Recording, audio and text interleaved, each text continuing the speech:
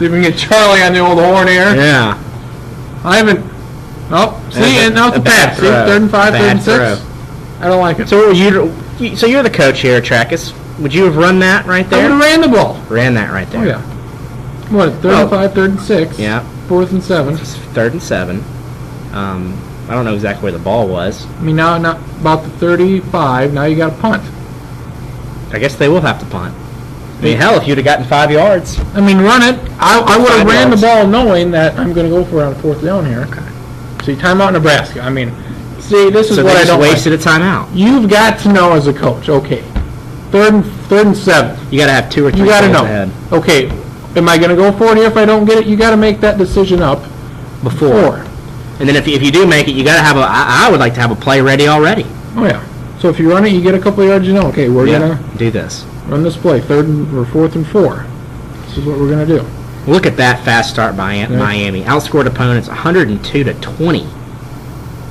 Wow. I haven't talked to Charlie since last May. And I haven't talked to Charlie ever. You're probably going to have... He works down by Sioux City. Sioux City. Here we go. Going deep. First play of the second quarter, and once again, there's that man again. I don't believe we saw the play for Nebraska. No, we didn't. I don't know what they did. They must have to punt. But again, a big play there. Good job, ESPN Classic. Thank you for that. I guess they, I think they probably went for it and didn't get it. I guess they had to. Well, unless it was a 6-yard punt. Yeah, field goal. I don't know. Yeah, poor job on you replaying this game. Yeah. And not showing us what in the hell. Right. So, if you're not pleased with this commentary, don't blame us. Blame ESPN Classic here. The old bowl blitz. He's probably just getting off of work. All right, let's get Charlie on the line. Hopefully the microphone picks this up, rolls out to his left out of bounds. Yeah, good job of just getting rid of that one. He had no daylight. He can add a lot of insight to these games, I feel. If he picks up, which it doesn't appear he will. Well, hell, you haven't talked to him in forever. No. So. We keep in contact. Okay. Hello? Charlie Hildebrand. What's going on? What is going on? Not too much, man. What have you been up to? Oh, we're trying this new thing here. We're watching the O1 national title game between Nebraska and Miami. I was at that game. It wasn't that entertaining from what I remember, unless you were a Miami fan. So me and this other guy at work. Alex Mitchell here. Hey, Charlie, how's it going? Not too bad. So we're here. We're adding commentary to the game. We're watching the game here. Well, a big run by Miami. They just made it 14-0. Clinton Portis. And then I told them you were at that game. I was. So I think I was a freshman or sophomore in high school, man. So what do you remember about it? Is it all hazy? Well, I guess you're a freshman in high school, so maybe it wasn't that hazy for you. In general, let's see. I remember Nebraska had an interception on the opening drive. Look at this guy. They did. I think. I was like, oh, well, because, I'll be honest. I wanted Nebraska to win.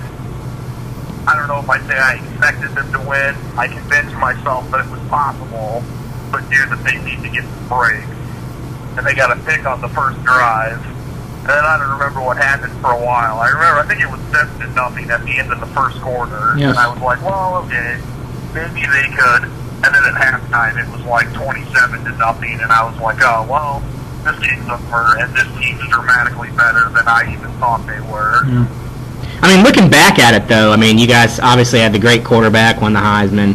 But looking back on it, do you remember some of those Miami guys, some of the Miami players? Because we're looking at it right now, and they're just loaded with NFL talent. Yeah, they had a lot of guys go to the NFL. When Willis McGahee would be the third-string running back because he was behind Clinton Portis and Frank Gore, and Frank Gore only didn't play because he blew out his knee. That shows they were pretty deep there. Wow. Yeah, I remember they had Andre Johnson just shoved the Nebraska corner out of the way to make a pitch for a touchdown. Yeah, we just saw that. That was he just caught another big pass at the end of at the start of the second quarter as well, down the sideline. There was we this is an ESPN Classic replay. Yeah? That was just the Andre Johnson touchdown catch from the grown-ass man catch. Yeah, I know. Yeah, it was. There was play at the end of the first quarter. We're watching a replay here on ESPN Classic, and they cut it off. Nebraska had it 4th and 7 at like the Miami 35, and we're not sure if they. I don't remember that. Do you remember that? I do not. Yeah, I'm assuming they didn't get it though. Yeah, because I'm assuming they went for it and didn't get it. So it was a 4th and 7, I believe. Into the first quarter. Talk about a little bit the game against Colorado, the last regular season game, and They won in 01. yeah, and the kind of the week or two after that, and what had to happen for Nebraska to get back into the title picture there. I remember they needed some. Let's see, they were. I think Nebraska was actually ranked 1 in the BCS ahead of Miami before they lost. Miami was 1 in the poll, if I remember right. And then they dropped 5, 6, 7, somewhere in there. And I don't remember all the games, but I know the first one I remember was Oklahoma State, like a 3-win Oklahoma State team went into Norman and beat Oklahoma when they only had 1 loss. Let's see. Texas lost to Colorado in the Big 12 title game, and Texas could have beat it. The other game I remember was the SEC title game where LSU beat Tennessee. That's right. It was, yeah, the thing I remember too also is Tennessee beat Florida, and the winner was going to go to the SEC title game. And it's kind of one of those strange things that happened. Oh my God! And I don't know how I remember this now that we're talking about it. All these men wanting back. We're watching the game right here, and it looks like Nebraska. It just hit a Nebraska guy in the hands, and it popped up, and Miami got an interception and returned it for a touchdown to make it 21-0. You remember that at all?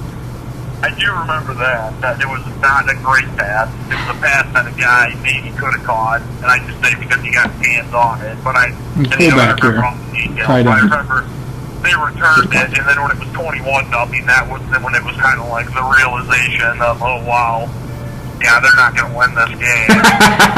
At the beginning of the second quarter. Yeah. Yeah. Well, if you take they were good on offense. They weren't built back then, you know, to come back from when you're down by that much quickly, especially against a White Sox defense. Right. The option offense is not really built for putting a lot of points up in a quick amount of time. No. I mean, and they can do it, but when you're trying to play catch-up, it doesn't work. Right. No. Because you take away that they scored 27 in the second quarter here. We just saw 2 of them. So, you know, the score at the end of the game, you know, this was not a close game, but the Nebraska cornerback trips on that Andre Johnson touchdown in the first quarter, and then you have this interception off of a guy's hands here. So and the guy returns it for a touchdown. 14-point swing. So you got, you know, a couple plays there where, you know, don't usually happen, and, you know, big plays that made the game, you know, out of reach early on. I mean, terrible. Yeah, you know, there were also, I remember, there were Miami got. Now, if they wouldn't have got some of those, I don't think it really would have changed the final score much. I thought the only difference, I think, would have been in the second half. They wouldn't have called off the dogs as soon as they did. And I think they were, I think Nebraska outscored them in the second half 14-3. Yeah. When you're down 34-0, that doesn't mean a whole lot. I was just asking Travis about this. I tell you, one of the things that I would love to do is kind of on my bucket list is to go to Pasadena and watch a Rose Bowl game. So outside of the game, what do you remember just from the overall experience? I remember it was pretty neat. I went with my dad, and the one thing, this was like just a few months after September 11th, I remember. And I'd flown on an airplane quite a few times before, but this was the first time since then. And it was the first time noticing, like, oh, wow, they have, you know, beefed up everything and changed things dramatically. So that's one of the first things I remember. I also remember we had to leave the 1st of January, so we were flying out. Well, there were so many other January 1st bowl games going on, and I kind of missed some of those. Oh, wow. I remember the day before, we went to, like, the Rose Bowl, I don't know what they called it, like their The parade? Hall of Fame or museum thing or something. No, not the parade. Oh. Like this museum they have outside the stadium that had all these, you know, History and all that. the past and yes, some stuff like that, and it was pretty neat. I remember I liked that. We went to Universal Studios. Very nice. I remember thinking that if I had been 5 or 6 years younger at the time, I probably would have liked it better. Not that it was like really bad. I just, you know, it wasn't my cup of tea, I guess. No. But I remember, I mean, other than the game, I thought it was a pretty fun, neat trip. The stadium, it was, and I've been to a few other games before. The Rose Bowl was the first one that I realized that, well, you know, you go in at ground level, and then it's kind of built into the ground where you go in, and then, you know, you see it from the outside, and you're like, well, it kind of looks big, not that big. And then you go inside and see how far down in it goes. Wow. And you go, wow, this really is big. Wow. Because I know Memorial Stadium, I don't know what it holds now, but, you know, like 80,000 or something like that. And then you go into a stadium that can hold like 110,000. Just like, oh, wow, this one really is bigger. And obviously, you know, in January in California, going from South Dakota to where it's, you know, 60 degrees, it was really nice. Yeah. Wow. Do you have any plans to attend the SDSU Nebraska game here coming up? I don't know. It'll kind of depend on work stuff. I'm working at the Sioux City newspaper, and I frequently have to work most weekends. I can get them off, but it just kind of depends how things play out. I mean, I would prefer to go to it. I would like to, but it just kind of, you know, Another Andre Johnson, another big catch here. 21-0. They got the ball back. Did you leave the next day then to go back? What's that? Did you leave the day after the game to go back? I think it was the day after. Okay. I believe so. Very good. Gotcha. Well, the flight back was not nearly as fun and entertaining No. as the flight out there. No. Okay. couldn't imagine so. The one thing I remember about the flight back was it was the first time they had ever shown a movie on a plane that I was on. Oh, that's neat. So I watched Rounders on the plane trip on the way back. Another touchdown. And made Your me boy. not think about how Nebraska got the snot kicked out of them. Well, another touchdown there, that one by my boy, Jeremy Shockey. It's now 27-0, extra point pending. Right.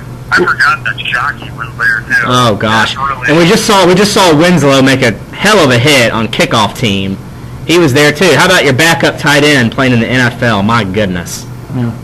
I remember Philbin had like 3 huge hits in the game. One of them was late in the game against some white Nebraska receiver that was like a walk-on that didn't play a whole lot. I think they ran a reverse or something. And Shockey out of the backfield. One bit, and he just There you go. laid his kid out. He was down on the ground for like 5 or 10 minutes. And I remember thinking he might be dead. I hit him so hard. Jeez. Wow. Just a couple plays there. It's really only been like 5 plays. Yeah. They scored 3 touchdowns. Very short drives. Jeez. No kidding. Well, are you on your way home, or what are you? Or you're still at work? Or? I'm not working today. I've got the day off. Oh, very good. I'm just hanging out, not doing anything. Very good. Very nice. Good stuff. We gotta get Stacking to get you back on his little show there, and